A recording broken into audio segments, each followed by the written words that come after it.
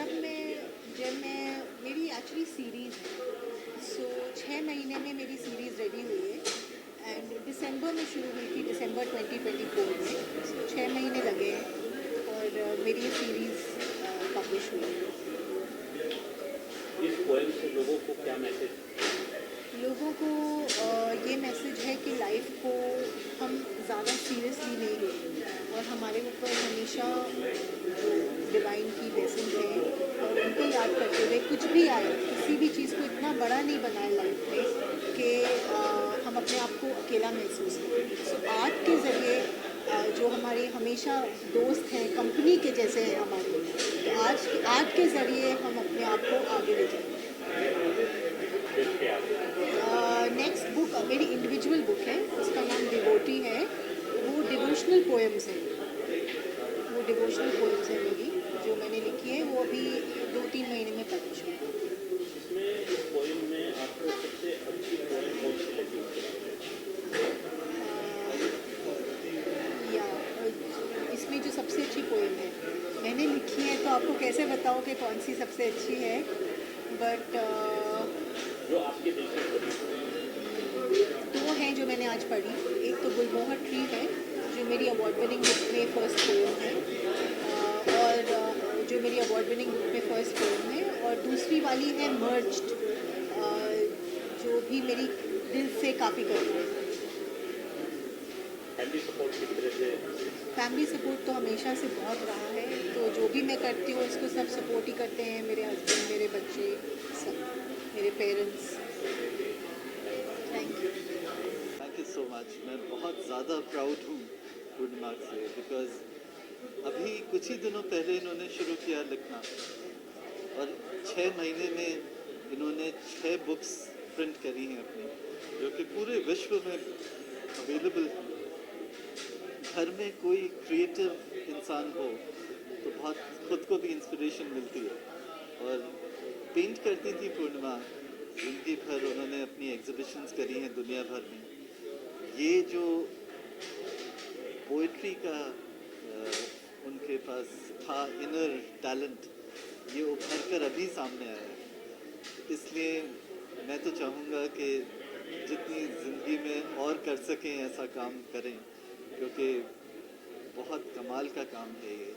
और मैं तो चाहूँगा कि ज़्यादा से ज़्यादा लोगों के पास ये पहुँचे और वो पढ़ें इसके बारे में और देखें कि कैसे वही चीज़ जो सब लोग देखते हैं लेकिन उसके बारे में सोचते नहीं हैं, उसको एक पोएट अपने नज़रिए से कैसे एक्सप्रेस करता है।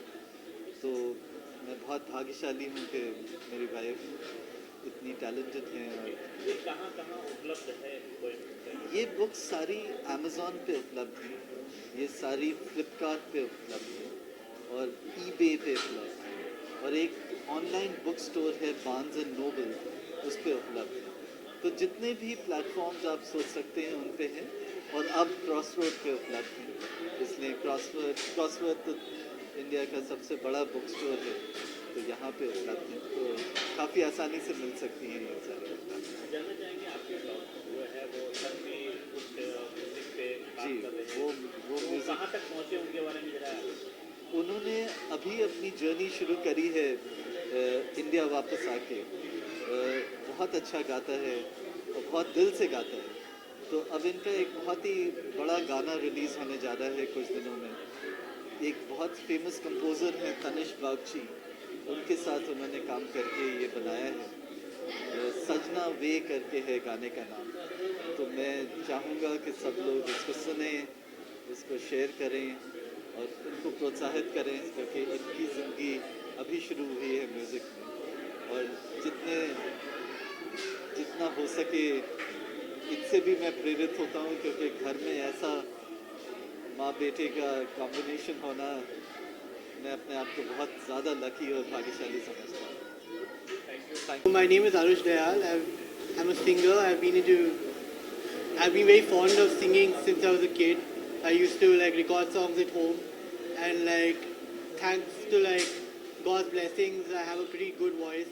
So my parents were always after me, trying to tell me that you should sing professionally, you should take it up. Even my family encouraged me a lot.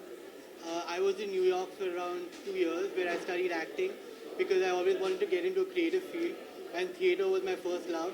Even though singing was probably what I'm best at, I still wanted to pursue theatre and see where it went. Thankfully, it went really well. I ended up doing a movie over there, and I also did a lot of theatre stuff over there off Broadway. And finally, I decided that now that I've pursued what I really love, I also want to achieve a lot in the other profession I wanted to join when I was a kid. So I came back to India. I came back to Bombay. My parents were obviously very happy. And I started practicing singing, and I started singing professionally. So I contacted a few music directors, and thankfully a very well-known music director liked my singing, and he asked me to sing a song for him. So that'll be coming out soon, and I'm very excited about it. The possibilities are endless, so just give me your blessings, that's all I ask for, and I'm really excited for what's to come, and thank you so much for listening to me and for supporting me. In India also. How did this happen? When did you start writing poems, and what is the idea of getting it published? Okay, so basically poetry happened to me when I was very young, perhaps as young as 10 years old, and I used to write poems to God, which may sound funny, but it's true. I used to write poems to my parents, and they used to think that I'm too blessed, and they always told me, you must take this forward. My aunts and uncles told me that I must take this forward. But then, you start studying, and life's journey goes on, and I got married, and I took to holistic healing and painting in a very big way, and it just went on. Then one day suddenly, I don't know how, but a poem just came out, and then it just kept flowing. And I realized that this is not something new, and this is something that I've been doing since I was very young. I probably got reminded that something I've been doing since I was very young. And so I don't think it's a transition really, because when I'm painting, I'm expressing myself, and I do abstract art. And when I'm writing poems, I'm also expressing myself, so there's not much difference. They're both forms of art. And I think poems give you liberty. You can just express yourself the way you want to. There is no, it's not like you've got to stay limited to either your vocabulary or your style. You can just flow. So when I'm painting, I just flow. When I'm writing a poem, I just flow, and that's how it is. So what is the theme or emotion through these poems you're trying to explore? So as I said, there's a lot of dignity in a lot of my poems, and especially in this book, Pilgrim, I'm talking about my journey and my travels to various, pilgrimage places, as you may call them, or holy places that I may have visited. It's also got a few poems on my learnings and lessons learned from life, holistically. So I put them down in poems. I usually write in rhyming couplets, so my poems flow in rhymes. Yeah. Can you tell us, so this is the Pilgrim, which is launched here, but you have, I believe, 4 other books which are already published. Yes. Can you talk a little bit more about it? Yeah, so my first book was Reverence, which was in a way my gratitude to the Almighty. So it talks a lot about my childhood experiences, the people who used to be around me, and everything that I remember and can gather from there. So it's all about that. My next book, of course, A Pilgrim, which is here today, is about, as I said, my travel to holy destinations and lessons learned from life. The book after that is Three Sages. And Three Sages is also, it's not about my travels, it's more about learning holistically and applying that to your day-to-day life. And I think that's also very descriptive about how I am as a person. And the next book is A Shepherd Couple. So that's a medley of a lot of fiction. It's not just realistic poetry, but there's a lot of fiction, a lot of imagery used in the poems there. And then the last one published till now is Pathways, for which I've got an award, the 21st Century Emily Dickinson Award. And that's again more like the Shepherd Couple, and that's also a medley of fictional poems. And you know, one very obvious question is, which is your favorite poem out of this collection? Okay. And why?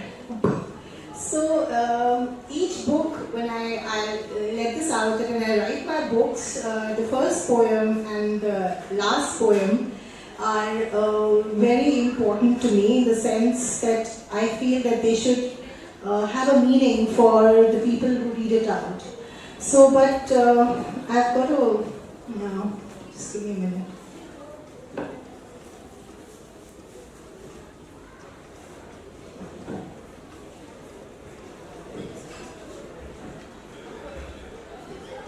So this is a shorter poem, which I don't want to bore you with very long poems, but okay, this is a shorter poem, and the title is Merged. It's from my other book called The Shepherd Couple, and it says, egos burning to ashes, in pure fires at the blink of eyelashes, as death doth them apart, the body and soul do part. A revered creation, the body enjoying recreation, the soul remaining untarnished, the living body does it varnish. As flames rise high, bidding some heartfelt goodbyes, dancing and glowing, the soul is beaming, recognizing its merger, it is gleaming. Of the divinity, within its sublimity it rests, leaving any boundaries of seeming arrest. This loud merrymaking may be heard, as mankind makes way from its herd, clapping victoriously its hands so fair. Oh, it was a ride in some theatrical affair. Yet thanking the Lord for his mercies, the glowing light even more now it perceives. Such applause, such gratitude, never before was seen, for its time on earth, for what may have been. So that was a poem about, basically, as most of you would have understood, it's about the body taking leave, and this soul which remains untarnished is forever and ever. So if anybody has any questions about this poem, you can please ask me. Anything you want to questions or anything you want to ask me, please go ahead. No? Okay. So I presume everybody's understood it. I've also noticed that all your books has the cover picture. Yeah. One of your paintings. Yes, that's right. What is the strategy? What is the idea behind this? Well, when I'm a painter, why must the cover be anything else but my painting, right? And the Shepherd Couple is a photograph taken by me. That's an award-winning photograph too. And I don't think of any other thing being a cover on these books other than my paintings. So, how do you choose which cover has to be, which painting has to be? It just falls in place. I mean, when I write all the poems, there's a particular poem that's almost speaks out that this is the one that has to be the title of the book. And then along with that, I just look at all the pictures of my paintings, and it just falls in place, and that's how I select it. Thank you so much. Yeah, thank you.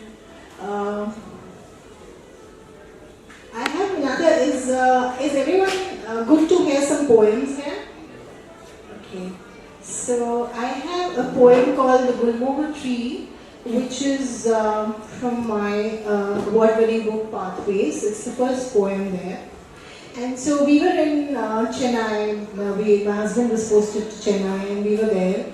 And there was this. We had a nice bungalow, with a beautiful bungalow opposite ours, which had this lovely Gulmohar tree, growing on the streets, and it was always growing taller and taller, and the flowers were blooming, and it used to fascinate me a lot. So although I didn't write this poem then, but memories are always fresh in the mind of beautiful things we see. So here's one poem about that. The Gulmohar Tree. The Gulmohar tree swirling and dancing, to the rhythmic winds appeared to be singing, and the leaves twirled, its flowers budding. The mellow touch from the winds above, filling their hearts with some unknown love. A sight to watch from my open balcony as I sit relishing my spoonful of organic honey. Its woody branches almost reaching the skies, as within their homes my neighbor fried some delectable sweets and savories, served with English tea rich and flavory. Like a canopy sheltering small plants and bushes, when in such heat the gardener rushes, watering the tree and plants, while Aunt Ira loudly prays and chants. We have these neighbors, and they're very religious in that part of the country. So there was this lady who used to keep praying next to our house. The whispers of time gathering no dust, as in the gardener the tree fully trusts, its bright orange hue under drops of fresh morning dew. And when it rains, the petals glisten, almost asking us to stop and listen. To stories, tales of lovers perhaps, resting under its shade is a pearly old chap. It appears to be beaming and rejoicing, almost as though its love is approaching. Those orange turning a passionate red, casting below a romantic cozy bed.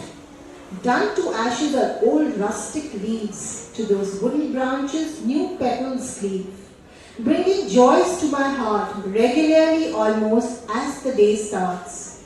Cars passing by, some children running to catch the school bus every early morning. Separating us a distance of about 20 feet, the day begins and my neighbors and I cheerfully meet. The sun's rays harmonizing bring it light. As night falls, it rests, sleeping with great delight. In peak summers, it's time to blossom, and as they bloom, it's just so awesome. No deceit and no foul play, unfolding love every night and day. So that was the Gulmohar tree. So when my son was very young, he was going to school, and I used to get up very early in the morning and pack his bags and send him off. One thing to tell and inform everybody here that I have a celebrity here in my presence, and that is my son Arush Dayal, and he is an actor and a singer. He's just come back from New York, and while he's been enthralling us with his cinema and off-Broadway theaters in New York, he did a film called One Angry Black Man, which was very well appreciated at the film festival in New York and Philadelphia and across the US, and shown at the AMC Theatre there. And today he is with us, and hi Arush, you can get up now. Get up for what? Maybe you could sing